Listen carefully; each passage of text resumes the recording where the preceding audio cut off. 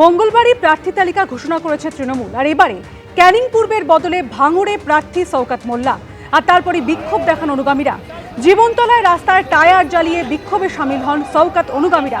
ক্যানিং পূর্বে বাহারুল ইসলামকে প্রার্থী করা হয়েছে, যদিও তারপরই তা মানতে নারাজ তৃণমূলেরই একাংশ। ঘরের ছেলেকে আজকে এখান থেকে অন্য জায়গায় প্রার্থী করা হয়েছে, কিন্তু আজকে তৃণমূল কংগ্রেস যখন থেকে প্রতিষ্ঠা হয়েছে তখন থেকেই যিনি আমাদের অভিভাবক শওকত মোল্লা, তিনি মাথার ঘাম পায়ে ফেলে এখানে সংগঠন করেছেন।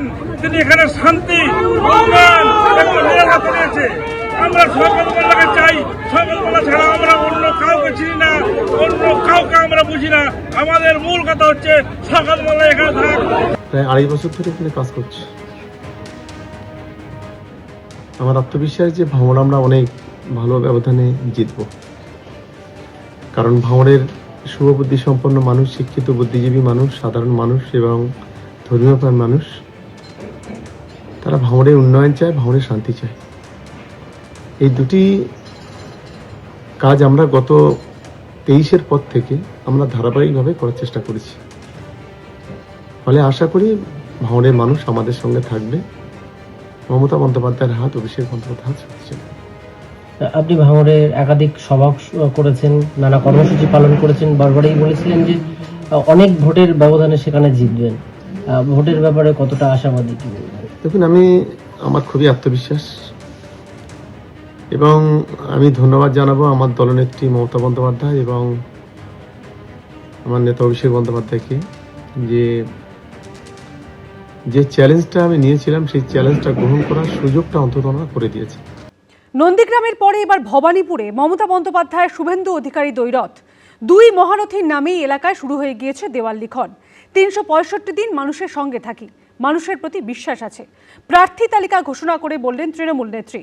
বিজেপির হুঙ্কার, নন্দীগ্রামের রিপিট টেলিকাস্ট হবে ভবানীপুরেও। আমার কাছে এটা একদিনের লড়াই নয়, 365 দিন মানুষের সাথে থাকি।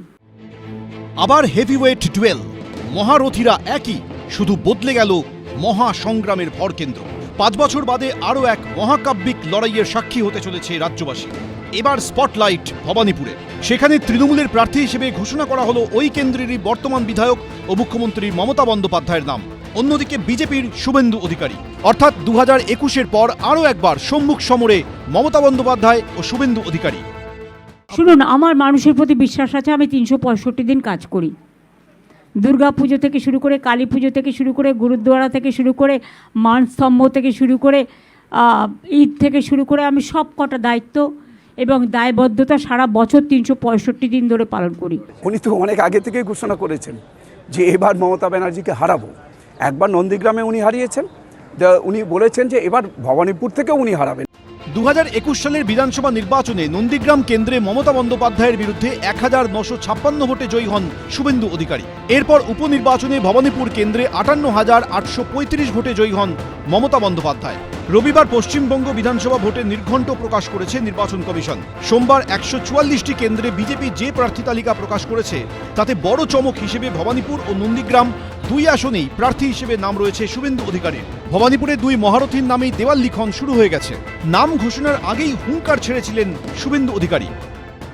এপ্রিল মাসের পরে আপনাকে ছামড়া মেঁধে রাস্তায় থাকতে হবে। নন্দীগ্রামে হারিয়েছিলাম, ভবানীপুরে হারাবো। কথা দিয়ে গেলাম, কম্পার্টমেন্টাল চিফ মিনিস্টারকে এবারে এক্স চিফ মিনিস্টার বানাবো। মমতা বন্দ্যোপাধ্যায়ের কথাতেও আগেই ইঙ্গিত মিলেছিল যে ভবানীপুর কেন্দ্রেই প্রার্থী হচ্ছেন তিনি। From Trinamool constituency, you have cut off the vote from 10,000 to 30,000. In my constituency, I told you 60,000. Instead of that, I will win from Bhawanipur. Even there is a one vote. I believe that. I have that trust. 23 April প্রথম দফায় vote রয়েছে নন্দীগ্রামে। 29 April দ্বিতীয় দফায় vote হবে ভবানীপুরে। দুই শিবিরের দুই হেভিওয়েট নেতা নেত্রী মুখোমুখি। শেষ হাসি কে হাসবে জানা যাবে 4 মে। আশাবুল হোসেন, বিজেন্দ্র সিংহ, আবির দত্ত, এবিপি আনন্দ। এবিপি আনন্দ, এগিয়ে থাকে, এগিয়ে রাখে।